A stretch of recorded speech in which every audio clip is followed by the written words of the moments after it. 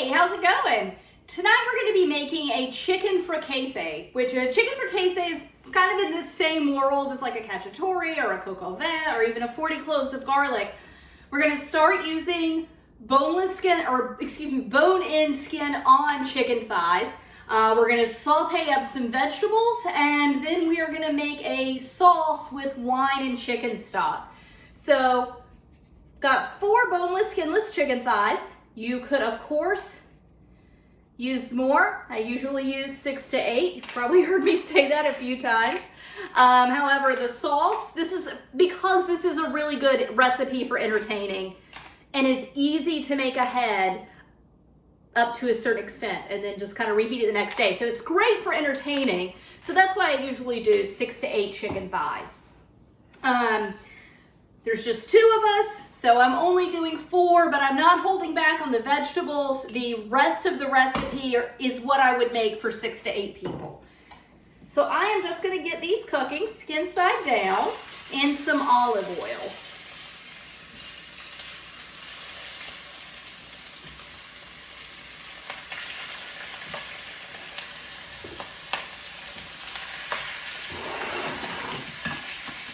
And then I'm going to salt and pepper the back of them.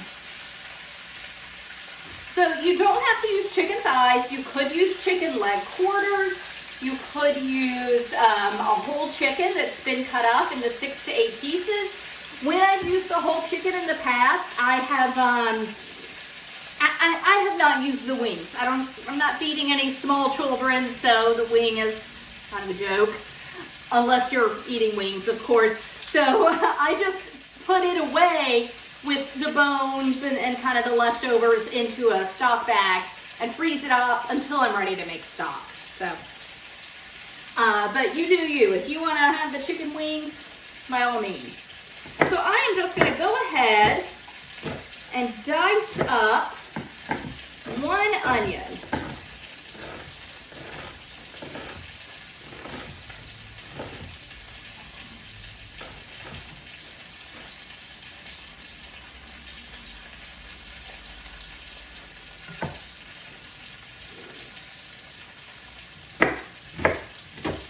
Just doing a large chunk dice on these. Definitely not a fine dice, certainly not a perfect dice.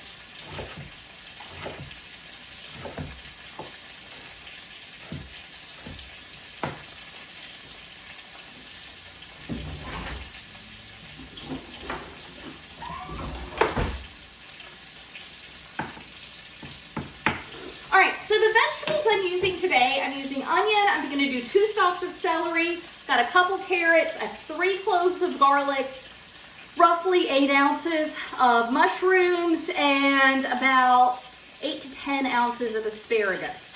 It was 1 bunch of asparagus. The bag I bought it in said it was 10 ounces, so I have a feeling just looking at it, it's pretty thick asparagus. I think we're probably going to end up cutting a good bit off the end, so not certain how much asparagus is in it. With a chicken fricassee, you really can use any kind of, any vegetables that you want. I usually do the onion, celery, carrot, and garlic, mushrooms and asparagus, just kind of depending on what's in season, what time of year it is. You could use green beans. Those would be great in it. Broccoli, you could leave them out altogether and just do the other ingredients. It's really up to you what you want to do. And very similar, again, to like coq au vin in that respect. I used leeks in mine. In my quick cook version, I used fennel and dried mushrooms. Use whatever vegetables you want, depending on what you like and what's in season right now. So just kind of, like I said, in the same world of those vegetables. Just because I use them doesn't mean you can't use a different mix of vegetables. Look online, look at different recipes and see, get some ideas, see what appeals to you. All right, so I cooked my chicken for about 10 minutes on each side. I wanted to get a good, it's not cooked through, but I wanted to get it fairly, like as cooked through as I could without it burning or anything. It will cook in the stock and the wine and the vegetable mixture. but it is not, it's kind of like a shorter braised item, the way that like the cacciatore was. It is not a long, low, slow braise, a traditional braise, the way that like coq au vin or pot roast is. Really, once we return it to the pot, once the chicken cooks through, the dish is done. You could cook it for longer than that if you wanted. There wouldn't be anything wrong with that. But just generally, fricassee is a little quicker cooking than like coq au vin. All right, so added my onion. I'm gonna go ahead and get my celery chopped up. And I am just gonna give it a slice down the middle. And then just run my knife through it. Go ahead and throw that little leaf in.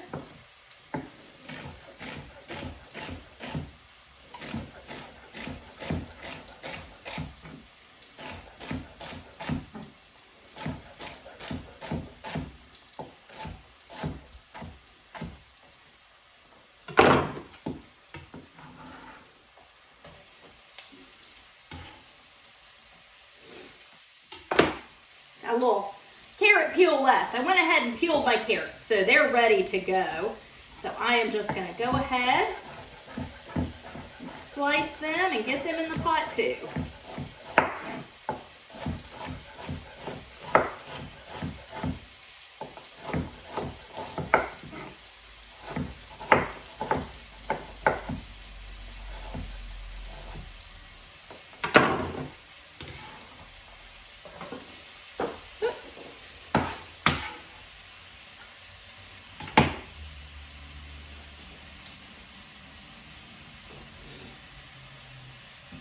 All right, so I'm gonna go ahead and add a little salt and pepper to this.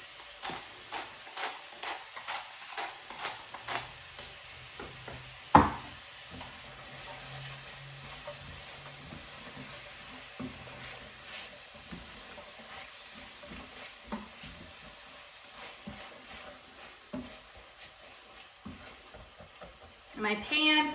Again, the moisture from the vegetables, it's already deglazing the pan. We are going to add some wine later, but already getting started.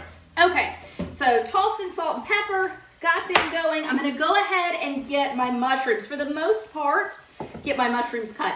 For the most part, I'm just going to quarter them, and I went ahead and wiped these down with a damp paper towel.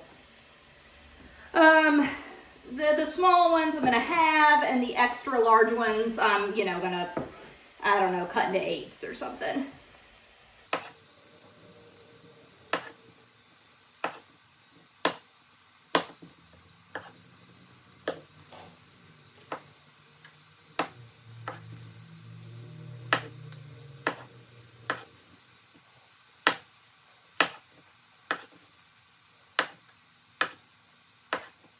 All right, I've got this one really big one.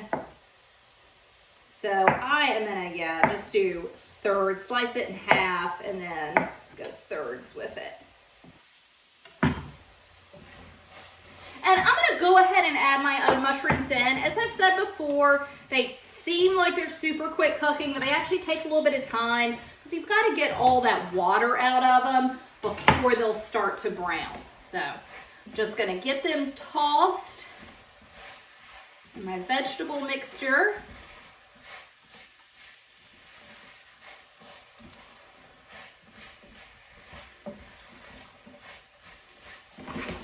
All right, so now for asparagus. So I am just gonna cut the ends off of that. And there's a little trick, you can snap them and then just use this one as a guide point for where to cut the rest of them off. A lot of folks will use like a vegetable peeler and kind of peel the woodiness off the end of it. I don't honestly know, because even if you peel the exterior off, like the interior is still kind of woody too. So I've done it before. I didn't care for it. So I am not going to do that. I am just going to cut them off where my guide point asparagus told me to. And I'm going to compost this. Now, a lot of folks will use that, set it aside to save for stock. A lot of people will set aside like onion skins and carrot peels and potato peels and all of that to go in stock later. When I make my stock, it's really, it's a very basic recipe. It's chicken bones. It's roughly the carcasses of 2 chickens with it, whatever meat, joints, cartilage, and all that is left on them. So roughly 2 chickens worth of carcass, 1 onion, couple pieces of celery, some peppercorns, and bay leaves. I don't even do carrot in mine. Occasionally I'll add a little parsley or thyme just because those are fairly subtle flavors that go really well with chicken. But because stock is the base for so many different recipes, I'd like to keep it really simple. So I don't add asparagus. If I have mushroom leftovers, I will add those to beef stock. But I don't add a chicken or even turkey stock. But it's up to you. If you're making homemade stock and you want to save those asparagus bits for your stock, by all means. It's just, I just put them in a compost and they make it back to my garden at some point later. So I want to get bite-sized pieces of this asparagus. So they're about this long, 4 inches, I'd say. So I'm just going to cut them in thirds.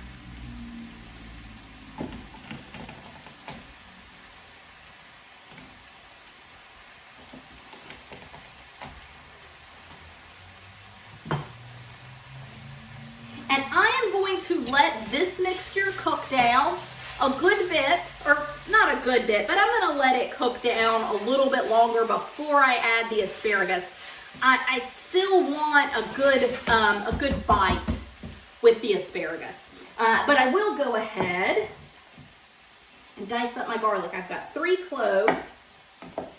And you could grate this in. I'm just going to do a quick little dice. And it will go in. I'll throw it in probably with the asparagus. Add some launch over there.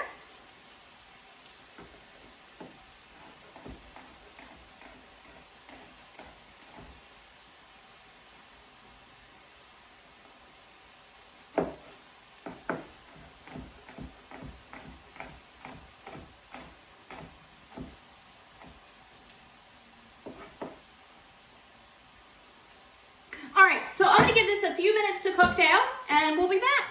Okay, so things are cooked down pretty good. I'm getting a little bit of browning on my mushrooms, but things are just kind of nice and soft in there. So I'm going to go ahead and get my asparagus added, as well as my garlic.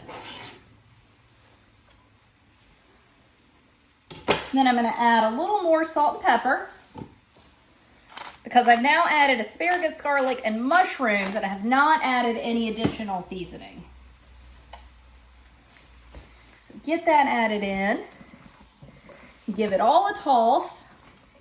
You want to get, whenever you're adding into a mixture like this, you want to make sure that not only you're not just tossing to coat the vegetables in the seasoning, but you want to get them coated in the fat, because that is what's going to help them cook. Right? If they don't have some sort of fat on them, they're going to burn. Okay, so we are back. The asparagus is bright green. I just let it go for a couple of minutes. So I'm going to use one of my favorite ingredients, which is Wondra, about 2 tablespoons, a measurement you're probably familiar with by now. You can use, as always, you can use all-purpose flour if you would like. This just kind of helps. It's just a finer grind, finer grist on the flour, so it's less likely to clump. You just want to give everything a toss in it. Let it cook down just a bit.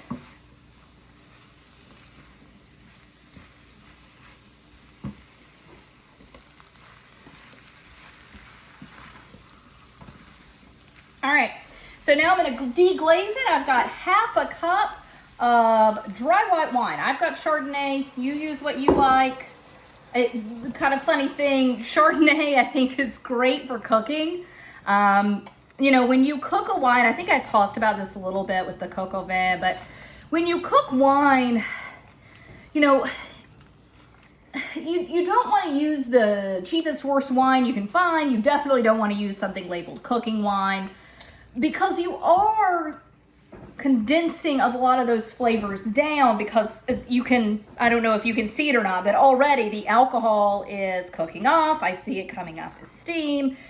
A lot of the water as well that's in the wine is coming off. So you are condensing the flavors, but you're also changing the flavors. A lot of the subtle flavors that you're going to get in a glass of wine are lost when you cook it. So just because it's a wine you don't want to drink, or maybe you don't like drinking, doesn't necessarily mean that you wouldn't want to cook with it. And just because it's a wine that you love to drink also does not mean that you love to cook with it. Chardonnay and Merlot are my last choices ever to drink. I'm not going to cook with the Merlot either. I dislike it enough. I've never even tried cooking with it. I might love it cooking with it. I don't know.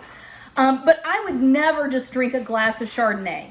But when I cook with it, I think it tastes great. So I don't know, maybe just something to play around with, something to try out. But I don't know, food for thought. Now I've got some homemade chicken stock. But I've run through my pints. I only have a quart. I turn the heat down just a little. So that is 1 cup.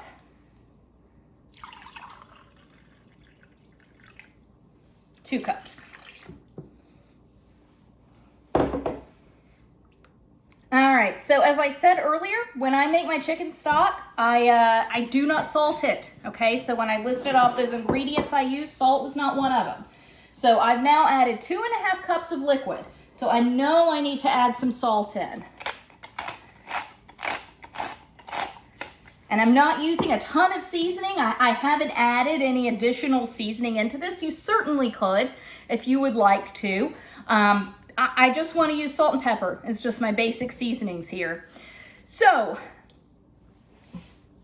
I want to give this, I don't really want it to come to a boil, but I want it to come up in temperature, start simmering just a little, then I'll add my chicken back to it, and then I will pop it on the stove and cook it until my chicken is cooked through. So till my chicken hits 165 degrees inside, which is going to be, for this, it's usually about 20 minutes that it takes. Again, kind of similar to that cacciatore. So you could make a fricassee in about an hour, maybe a little bit longer. Like I said, it's not a recipe with like a really long, slow braise to it. Same process, just a little shorter.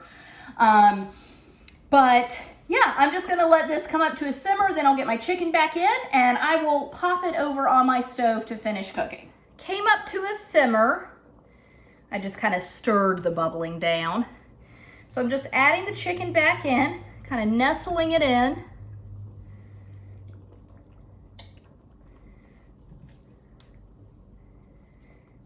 And remember, this chicken is not cooked through. So all the juices that are on the plate that came off the chicken, I'm gonna add those back in. So I just wanna cook this until they are cooked through completely, which as I said, will be about 20 more minutes for these to cook through completely, and I'll temp them before I take them out. But that is it. So if you were preparing this dish in advance, like if you were entertaining tomorrow night, and actually to be honest, I don't really have a lot of time to film tomorrow, so this is what we're eating tomorrow night. I am not going to put this on the stove immediately. I'm going to put it in my refrigerator. And tomorrow night, about 30 minutes before I'm ready to eat, well, about an hour before I eat, I'm going to take it out of the fridge with the lid on. I'm going to set it on the stove. I'm going to let it start coming up to room temperature. And then I'm going to cook this for 20 to 30 minutes. I will, of course, temp it out. Putting it in the refrigerator is going to, everything's going to be much colder, so it'll take a little longer for it to come up to 165. So I want to make sure that I do that.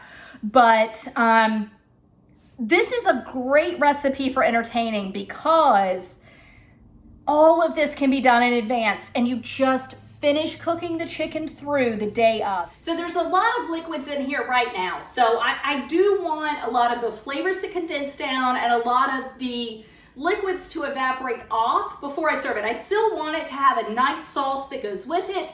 I am actually going to serve this over grits. Mashed potatoes would be great, polenta, couscous, quinoa. I think rice is probably the most traditional way to serve it. But really any kind of sauce that's going to soak up the liquid, it's going to be a perfect complement to this dish. Mashed rutabaga, mashed turnips, any of that. It would all be great to go with this. You could even do like roasted potatoes if you wanted. It won't soak it up quite as well, but it'll still be good. But I will cook it with the lid off when I finish cooking this off. But as I said, this is a great meal to make ahead. It tastes great.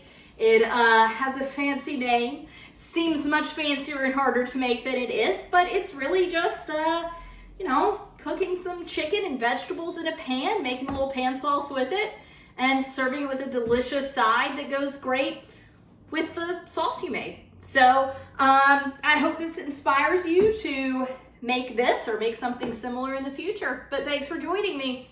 Bye.